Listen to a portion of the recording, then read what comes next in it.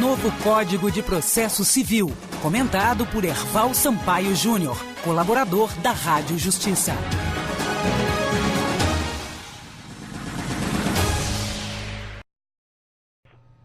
De modo proposital e didático, tá? Eu expliquei tudo isso e deixei para esse momento do nosso bate-papo dizer que, em que pese ser semelhante à ideia que a gente fixou do incidente de resolução de demanda repetitiva, isso não significa uma ação coletiva.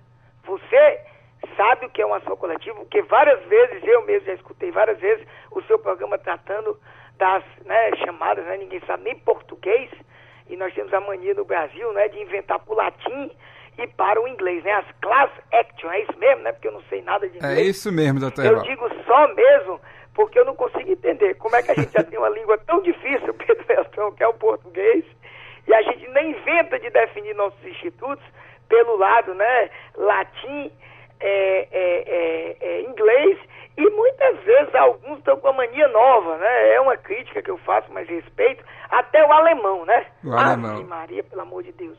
Eu, como juiz, eu digo sim, se me vier esse tipo de coisa com questão de latim, de inglês e de alemão, eu mando emendar para traduzir, porque eu não fui obrigado no concurso a saber nenhuma das três línguas. Mas vamos para frente. Então, dentro da ideia de ação coletiva, que é uma ideia fantástica, que é justamente a gente fazer valer os direitos coletivos amplo senso, ou seja, que foram muito bem divididos e doutrinados, eu até diria, pelo Código de Defesa do Consumidor, os chamados direitos individuais homogêneos, os direitos difusos e os direitos coletivos estrito sensu, ou seja, questões que, por alguns legitimados, possam ser levadas à justiça para atender não só uma pessoa, mas uma coletividade.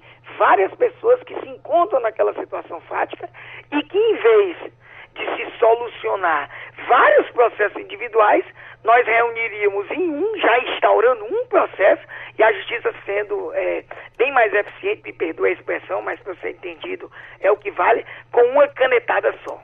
Isso é o que significa, de modo bem simples, a explicação de uma ação coletiva. Aí, Pedro, você pergunta, professor, doutor Erval, professor, mas aqui eu estou justamente também nessa qualidade de tentar levar a cidadania, de modo simples, eu diria, esse incidente é uma ação coletiva? Não, porque você percebeu que no incidente são várias ações individuais, concorda comigo, Pedro? São várias ações individuais que nós vamos parar para decidir a tese jurídica e aplicar em todas elas, concorda comigo? Sim. Diferente da ação coletiva. E o que é esse incidente de coletivização das demandas? Olha aí a diferença. Incidente de coletivização. Quando eu perceber que uma ação individual tem o potencial, a ideia é essa, de reproduzir na sua ação uma situação fática e jurídica que vai atender a diversas outras pessoas, ou seja, uma coletividade, por que não convertê-la em uma ação coletiva? Por isso que se diz incidente de coletivização da demanda. Nós vamos, a partir de uma ação individual, chamar os legitimados para que aquela ação se converta em uma coletiva e a gente possa decidir muitos casos, muitas situações fáticas e jurídicas naquela ação já instaurada. Olha, eu confesso para você, amigo Pedro Beltrão, que para mim foi uma das maiores surpresas positivas, pelo menos para mim, da aprovação desse novo CPC. Eu não sei se você se recorda, Pedro, você tem uma memória boa, que em outros carnavais, como se diz, aproveitando o momento, de nossas participações aqui, que eu me orgulho muito de estar tanto tempo com você e com a Rádio Justiça nesse bate-papo, eu cheguei a dizer, falando ainda na época do projeto, hoje já aprovado, que eu percebi que havia um lobby muito grande dentro do Congresso Nacional, um lobby institucional, não estou aqui reclamando do lobby, só estou dizendo, só estou relatando de que os grandes grupos econômicos, conglomerados, os bancos, enfim, quem manda efetivamente tem uma força muito grande dentro do Congresso Nacional, não permitia a discussão dentro do Código de Processo Civil de qualquer coisa que chegasse a tocar nas ações coletivas. Inclusive, existe ainda hoje um anteprojeto no Congresso Nacional intitulado Código de Processo Civil Coletivo.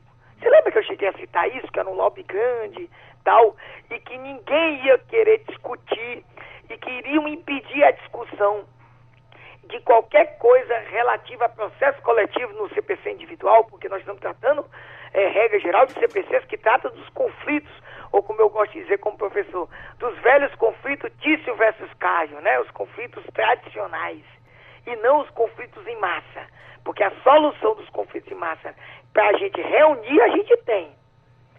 Mas agora, não me pergunte o porquê. Por isso que eu brinquei com a expressão 45 minutos do segundo tempo. Não recebia a aprovação do senador Vital do Rego, hoje ministro do Tribunal de Contas da União. E aí, sabe-se lá por quê, foi aprovado. Repito, lá no destaque, no final, com a discussão pequena, inclusive, foi aprovada a possibilidade de se converter individualmente uma ação em coletiva. Evidentemente, tem que chamar os legitimados, tem que ampliar aí as teses para que a gente possa realmente ter uma solução que abarque, né, várias pessoas que sejam já resolvida aquela situação. Eu digo com surpresa, por quê? E de modo positivo, por quê? Esses dois aspectos. Porque realmente havia um sentimento de não se trazer nada de processo coletivo para esse Código de Processo Civil. E positivo que, para mim, eu acho que toda vida que a Justiça toca em solucionar uma questão fática e jurídica que abrange muito mais do que 1, 2, 3, 4, 5, 10 pessoas e abrange uma coletividade mais ampla possível, eu acho que nós estamos o quê? Sendo ao mesmo tempo mais rápido e garantindo segurança jurídica. Por isso que eu aponto positivo demais nessa possibilidade de conversão. Agora, não estou aqui, evidentemente, defendendo nem dizendo que isso pode acontecer, mas penso eu que é uma das coisas que pode ser vetada pela Presidência da República, por força justamente desse lobby. Eu espero que não, mas foi uma coisa que surpreendeu. Essa possibilidade de conversão, ela foi inserida na Câmara dos Deputados, tá? E dentro do relatório do senador Vital do Rego foi tirado, ou seja, e voltou por um destaque, e esse destaque foi aprovado. Então, para mim, hoje é muito bom isso, a gente espera que passe, a gente possa evoluir, quem sabe no futuro, até mesmo ter um Código Brasileiro de Processo Coletivo. E eu conversava com muitos processualistas aqui na rádio, doutor Herval, perguntando se não seria um momento, às vezes, de também aproveitar essa discussão do novo Código de Processo Civil e discutir um pouco sobre as demandas coletivas também, inserir uma parte, né, do processo coletivo nesse processo civil. E muitos falavam que não tinha força suficiente para isso acontecer, ou então que teria que ter uma lei apartada apenas para o processo coletivo, e citavam também a lei da ação civil pública, que hoje já se tem, mas é lógico que precisa evoluir nessa parte, e sentiam muita dificuldade, muita resistência para introduzir esse tema no novo Código de Processo Civil. Exatamente, né? Você muito bem reproduziu. Eu acompanho o sentimento e a ideia, né, desses processualistas. Eles, como eu, estão acompanhando, vamos dizer assim, os bastidores do Congresso Nacional. E para todos nós, eu não sei se você chegou a falar com outro processualista depois da aprovação em 17 de dezembro, para que ele lhe transmitisse a mesma ideia minha. Foi com surpresa que todos nós, inclusive que fazemos o Instituto Brasileiro de Direito Processual, a Associação Norte e Nordeste de Professores do Processo e diversos outros processualistas, inclusive como também a Associação Brasileira de Processo Constitucional, na qual nós integramos, conversando com os colegas, foi uma surpresa para todos. Por quê? Porque a ideia é deixar esse processo coletivo, pelo menos a ideia dos legisladores, por força desse lobby, para um momento oportuno. E que eu, sinceramente, acho que eles não têm interesse, pelo menos no quadro atual. Eles não têm interesse, mas, repito, esses dois incidentes que nós comentamos hoje, eu acredito que ele vai ter resultados práticos, concretos, positivos, já em 2016, e ao longo dessa nossa conversa que nós vamos ter, você vai assinalar aqui, vamos dizer, uma evolução nessa matéria. E quem sabe, por força da pressão do povo, eu sempre costumo dizer, né, eu que pessoalmente estou como cidadão indignado, você sabe, já me entrevistou sobre isso, com a corrupção, em especial com a corrupção eleitoral, estou assinando, já assinei, estou no movimento pela assinatura da reforma política democrática. Também a gente possa, em outro cenário, também levar, quem sabe, um projeto de lei de iniciativa popular para que surja o Código Brasileiro de Processo Coletivo. Eu não posso negar também, meu amigo Pedro, de que a Lei de Ação Civil Pública, a Lei de Ação Popular, o próprio Código de Defesa do Consumidor, de alguma forma trata dessa matéria. Mas você, com a inteligência que lhe é peculiar, muito bem definiu, ainda é muito incipiente, né? Nós precisamos, sim, de um código que venha regular, inclusive porque nós sabemos que, por exemplo, a coisa julgada de um processo individual, o tratamento é totalmente distinto da coisa julgada de um processo coletivo. Uhum. A própria legitimidade de vários institutos, então é outro tipo de processo. Mas, Pedro, eu quero crer que nós estamos avançando, sabe? Que nós estamos, mesmo de modo paulatino, nós estamos avançando e temos uma perspectiva muito boa que esses dois incidentes sejam instrumentos positivos de combate, não só à morosidade, mas principalmente, eu repito, não me canso de repetir, você vai ver várias vezes eu falando isso, porque nós precisamos fixar essa ideia, nós precisamos transpor esse grande obstáculo da justiça brasileira, que é assegurar também, repito, segurança jurídica e isonomia de resultado. Não me canso de repetir, vou ser chato, Pedro, aqui. É razoável que eu entre com a ação, Pedro Beltrão entre com a ação, Williano entre com a ação, nós três, vamos ficar só nós três mesmo, viu, Pedro? Nós três entre com a ação rigorosamente iguais.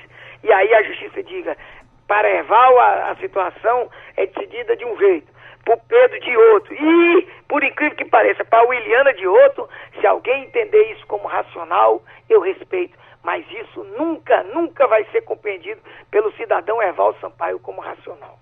Pois é, e a gente espera que esse cenário mude, né, e que realmente essas previsões e esses agora artigos, essas normas que constam do novo Código de Processo Civil tenham efetividade dentro do sistema para pelo menos mitigar, apaziguar isso que acontece atualmente, né, porque são muitos exemplos que a gente já trouxe aqui na Rádio Justiça sobre causas que são, em certos momentos, ajuizadas ali no mesmo momento, distribuídas para juízes distintos, juízos distintos e acabam tendo decisões completamente diferentes. Então a gente já trouxe de modo diferente, ou seja, também há uma injustiça para algum dos lados, né?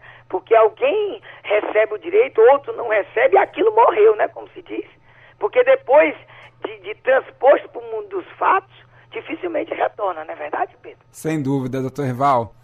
E Pedro, para a gente finalizar, meu tempo está quase esgotando, não está? Está em cima da hora. Em cima da hora. Só para finalizar, as últimas mudanças pontuais e rigorosamente, já anunciando para o amigo e amiga, nós começaremos na próxima semana com o primeiro artigo, esse artigo que é fantástico, né?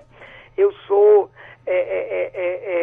um dos maiores, vamos dizer, fãs desse primeiro artigo do novo CPC, e já anunciando, nós vamos com certeza falar pelo menos nos 5 primeiros artigos na próxima semana, mas antes disso eu encerro a participação de hoje, esse bate-papo de hoje, depois da gente ter tratado do que os processualistas defendem como o carro-chefe desse novo CPC, né?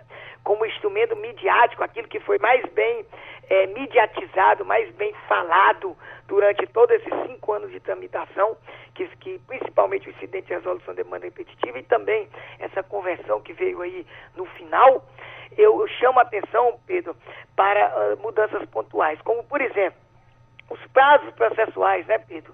A partir de 2016, eles serão todos contados em dias úteis, todos eles em dias úteis. Novo Código de Processo Civil, comentado por Erval Sampaio Júnior, colaborador da Rádio Justiça.